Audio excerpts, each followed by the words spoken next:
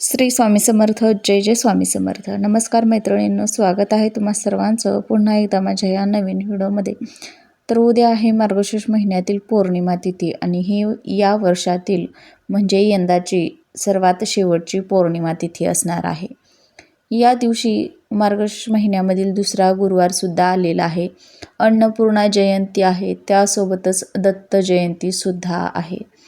हा जो दिवस आहे म्हणजे मार्गशीर्ष महिन्यामधील जी पौर्णिमा तिथी आहे, तर या दिवशी दत्तगुरूंचा जन्मदिवस म्हणून हा दिवस जो आहे तर तो साजरा केला जातो.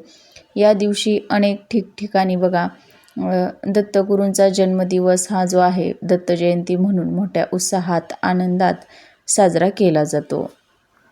त्यासोबतच बघा या पौर्णिमेपासून पुढील 52 गुरुवार दत्त बावन्नीसुद्धा केली जाते. त्यासोबतच या दिवशी बघा दत्त जयंतीचं व्रत केलं जातं. याबरोबरच मार्गशीर्ष महिन्यातील गुरुवारचं व्रत केलं जाणार आहे. आणि या दिवशी बघा सत्यनारायणसुद्धा अनेक ठिकाणी केले जातात. घरोघरी म्हणजे बघा ज्यांना शक्य होईल ते आपल्या घरामध्ये छोटासा का होईना सत्यनारायण हा पौर्णिमेच्या दिवशी आवर्जून करत असतात. आणि संध्याकाळच्या वेळी गोडाधोडाचा नैवेद्य आपल्या घरामध्ये बनवून हा उपवास जो आहे तर तो संध्याकाळी सोडला जातो. परंतु बघा दत्त जयंती जी आहे तर या दत्त जयंतीचा उपवास जो आहे तर तो एकादशीप्रमाणे केला जातो आणि हा दुसऱ्या दिवशी सोडला जातो. तर अशा पद्धतीनं या दिवशी ही 3 व्रत जे आहेत तर ती केली जाणार आहेत. त्यासोबतच पौर्णिमा आहे. पौर्णिमा ही जी तिथी आहे तर ती माता लक्ष्मीला समर्पित असते. आणि या दिवशी जर आपण विशेष अशी माता लक्ष्मीची सेवा केली, पूजा केली तर माता लक्ष्मी ही आपल्यावरती प्रसन्न होत असते. या दिवशी बघा म्हणजे पौर्णिमेच्या दिवशी दानाला, स्नानाला विशेष असं महत्त्व दिलं जातं.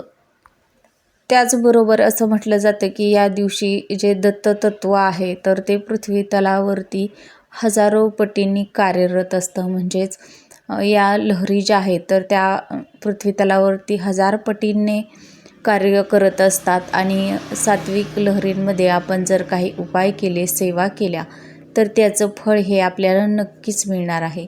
आणि म्हणूनच आपल्याला उद्याच्या दिवशी म्हणजेच पौर्णिमेच्या दिवशी, दत्त जयंतीच्या दिवशी अंघोळीच्या पाण्यामध्ये अशी एक वस्तू टाकायची आहे. यामुळे आपल्या जीवनातील सर्व शत्रू जे आहेत तर ते नष्ट होतील. आपल्या जीवनामध्ये बघा आपल्याला माहीत असलेले शत्रू देखील असतात आणि गुप्त शत्रू देखील असतात. तर त्यांचा जो शत्रू त्रास आहे तर तो संपूर्णपणे आपला जो आहे तर तो नष्ट होणार आहे. आपल्या कुटुंबावर कधीही वाईट विघ्न, संकट ही जी आहेत तर ती येणार नाहीत. म्हणूनच उद्या आपल्याला अंघोळीच्या पाण्यामध्ये प्रत्येकानं ही जी वस्तू आहे तर ती टाकायची आहे. पौर्णिमेच्या दिवशी स्नानाला विशेष असं महत्त्व दिलं जातं, म्हणून आपल्याला ही वस्तू टाकायची आहे. तर उद्या सकाळी आपल्याला लवकर उठायचं आहे. तर बघा ब्रह्ममुहूर्तावर उठायचं आहे, कारण की या दिवशी ब्रह्ममुहूर्तावरती देवी देवतांचे स्थान असते. आणि म्हणूनच या दिवशी आपण लवकर उठायचं आहे. अंघोळीचं पाणी काढायचं आहे. अंघोळीचं पाणी काढल्यानंतरनं या पाण्यामध्ये बघा आपल्याला चिमूटभर हळद जी आहे तर ती टाकायची आहे. यामुळे आपल्यामधील सर्व नकारात्मकता जी आहे तर ती निघून जात असते. आपल्याला लागलेले जे दोष आहेत तर ते नष्ट होत असतात. म्हणून प्रत्येक घरातील व्यक्ती जे आहे तर त्यांनी आपल्या अंघोळीच्या पाण्यामध्ये चिमूटभर हळद टाकायची आहे.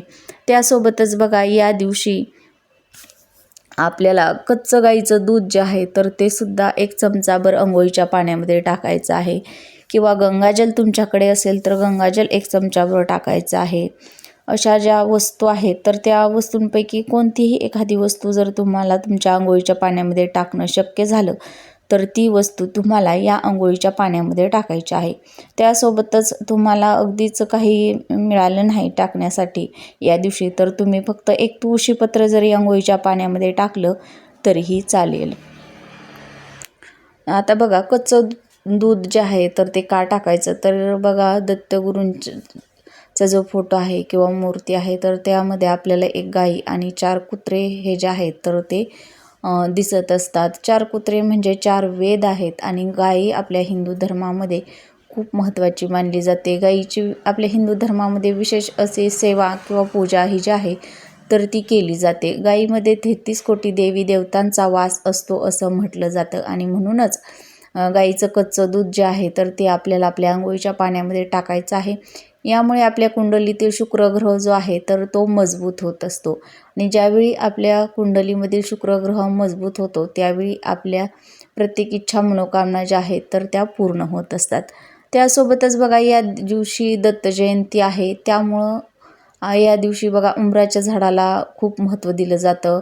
या झाडामध्ये खास करून दैवी शक्तीचा वास असतो असं म्हटलं जातं आणि म्हणूनच आपल्याला एक तेलाचा किंवा तुपाचा दिवा घ्यायचा आहे, पिवळ्या अक्षदा घ्यायच्या आहेत, पिवळ्या रंगाची फुलं घ्यायची आहेत, एक स्वच्छ तांब्याचा पाण्यानं भरून घ्यायचं आहे तांब्याचा तांब्या. त्यानंतर त्याच्यामध्ये आपल्याला चिमूटभर हळद आणि गाईचं दूध टाकायचं आहे आणि हे पाणी आपल्याला उंबराच्या झाडाजवळ अर्पण करायचं आहे. उंबराच्या झाडाला 11 किंवा 21 प्रदक्षिणा घालायच्या आहेत आणि दोन्ही हात जोडून प्रार्थना करायची आहे. तुमच्या ज्या पण अडचणी आहेत तर त्या दूर करण्यासाठी, आपल्या कुटुंबावर काही संकट येत असतील, विघ्न येत असतील तर ती दूर करण्यासाठी, आपल्या घराची, मुलांची प्रगती व्हावी यासाठी, त्यासोबतच आपल्या जीवनामधील सर्व शत्रू जे आहेत तर त्या शत्रूंचा त्रास नष्ट होण्यासाठी आपल्याला प्रार्थना करायची आहे आणि असा हा एक तांब्या जो आहे तर तो उंबराच्या झाडाजवळ अर्पण करायचा आहे. यानंतरनं आपल्याला पिवळ्या अक्षदा अर्पण करायच्या आहेत, हळदी कुंकू व्हायचं आहे, त्यासोबतच बघा आपल्याला पिवळ्या रंगाची फुलंसुद्धा अर्पण करायची आहेत.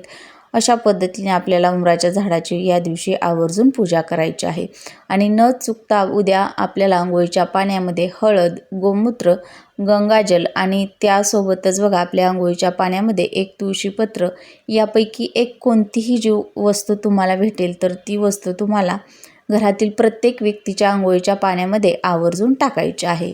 तर आजची माहिती आवडल्यास व्हिडिओला लाईक करा, शेअर करा आणि चॅनेलवर नवीन आला असाल तर प्लीज चॅनेलला सबस्क्राईब करा.